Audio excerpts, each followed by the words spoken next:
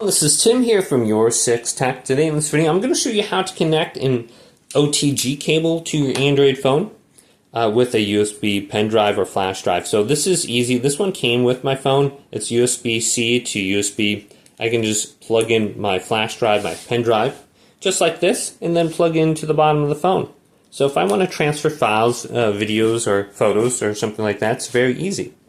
When I have it plugged in, just swipe up from the bottom, just like this, and locate files. So go to search and type in files.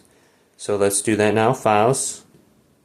And I have my files or files. I'm going to go to my files on my Samsung phone, files on your Google Pixel, Motorola. Then you can see my USB storage down here.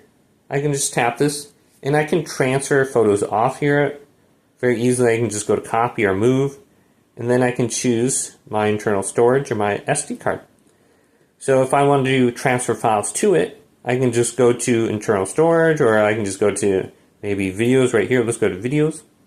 Hold down on the video. You can go to select all, and then you can copy, switch it to your USB, and then you can go to copy here or make a folder.